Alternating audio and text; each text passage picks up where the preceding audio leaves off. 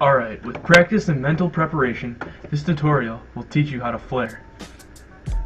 Flexibility definitely helps when learning the flare, so I definitely recommend that you stretch out every time before you attempt this move. Now you don't have to be super flexible or be able to do the splits or anything, because I've seen people who aren't that flexible that have successfully mastered this move, but it definitely helps to have some good flexibility, so stretch it out before you attempt every time. Okay, I spin counterclockwise, so I go that way, but if you spin clockwise, you'll go this way. I'm going to teach this tutorial counterclockwise, because that's the way I spin. So for clockwise spinning people, if I say kick your right leg, I mean kick your left leg, because you're going to be going the other way. It's not too hard to figure out. You should be alright. Okay, step 1. You're going to want to get used to the sweeping motion of the flare. Now this could be the most difficult part for some people, is getting the sweeping down. So I recommend you start slow and really observe what I'm doing and what other people in other videos do. Okay, a key point I want to put out that some people will forget is do not relax your arm like that. Do not do that. You want to push up all the time. This will give you better height on your flare and provide you with better control. This is also what I mean by keeping your arm tight. Keep it out. Push down. Now I place my hand like this, but you can place your hand honestly wherever it feels comfortable. Alright, back to the sweep. You want to sweep. You don't want to jump into the flare, especially for beginners. You want to sweep. Okay, here it is in slow motion, the sweep. Notice how my left leg sweeps and my left arm stays tight and pushed down.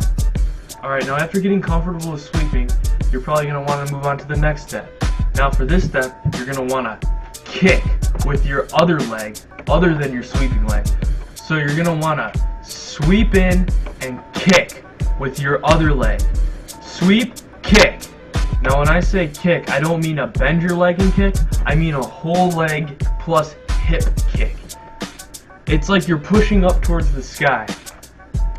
Okay, now sweep in and kick up. Also remember to keep your arms tight like I said earlier when you're doing this too, okay? Okay, now I put this red band on my right leg just to help me distinguish which one is my right leg and which one is my left.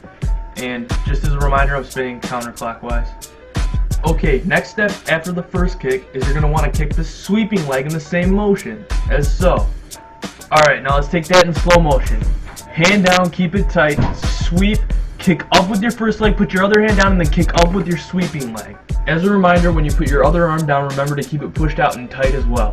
Now remember, keep everything tight, keep pushing down with your arms, and kick with your legs. Also try and bring your hips up in the front, that way it'll give you better height. But don't worry about this too much right now. Okay, next step is going to be getting around. You're going to want to kick your other leg under your sweeping leg, as so. Okay, I'm always pushing down with my arms and kicking, but when I'm coming around, I'm especially going to push down with my right arm to get my leg high enough up so I can sweep it under. This might take a while to get down, so for beginners it's probably going to look something like this, but it's still good. So keep working on it and think about pushing down, because it'll eventually get to the height where it looks like this.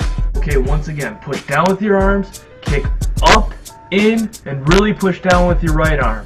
Or if you're going clockwise, your left arm. Okay, an exercise that'll help you get your hips high and kicking right is going into a windmill or just a drop in after your first flare. Now if you're here, you're pretty far already, okay? You're getting it down pretty well. Now a good exercise would be doing flare to windmill one time and then trying to attempt doing continuous flares the next time and repeat over and over again. This way your mind won't get stuck on just doing flare to windmill all the time. Okay, the next step is going to be coming back around and doing continuous flare.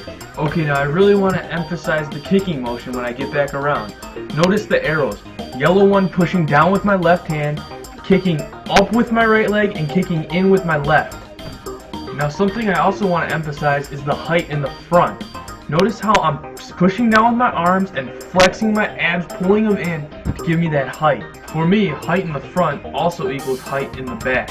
It keeps a smooth, continuous, fluid motion. Okay, now beginner's continuous flares might look something like this.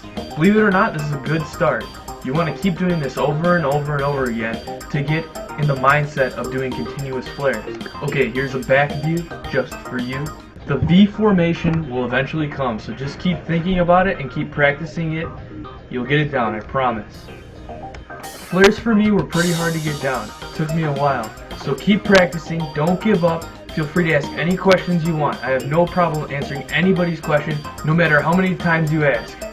Oh, and don't forget to subscribe to Pygmy123. You'll make me really happy. Thanks.